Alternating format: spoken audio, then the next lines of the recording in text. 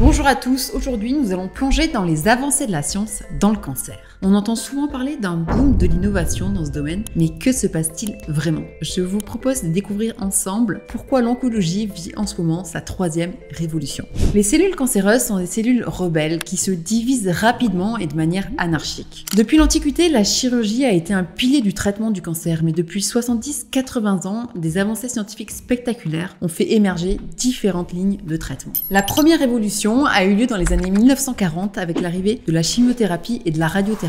Ces traitements ciblaient les cellules à réplication rapide, comme les cellules cancéreuses, mais entraînent aussi des effets secondaires lourds comme la perte de cheveux. Et les cellules cancéreuses développaient des résistances face à ces traitements. Donc la recherche a continué. Dans les années 2000, la deuxième révolution a eu lieu avec l'arrivée des thérapies ciblées. Imaginez, des traitements qui ciblent directement les anomalies cellulaires spécifiques au cancer. C'est une prouesse rendue possible grâce aux avancées génétiques. Les premiers résultats ont eu lieu dans certaines leucémies où la survie est passée de 6 mois à des guérisons. Mais là encore, tous les patients ne répondent pas et les cellules tumorales peuvent muter et s'adapter. Donc les progrès ont continué. Et depuis 2010, nous vivons une troisième révolution avec les immunothérapies. Le principe est simple, c'est réactiver et renforcer notre système immunitaire pour qu'il combatte lui-même le cancer. Parce qu'on a compris que le cancer est lié à une faille du système immunitaire et que ce système joue un rôle crucial dans la surveillance et l'élimination des cellules anormales. Pour l'anecdote, ce concept n'est pas nouveau. Il remonte aux années 1890 quand William Collet, par exemple, observait des rémissions spontanées de cancer chez des patients avec des infections bactériennes comme la tuberculose, par exemple. Mais ce concept n'était pas maîtrisé. Aujourd'hui,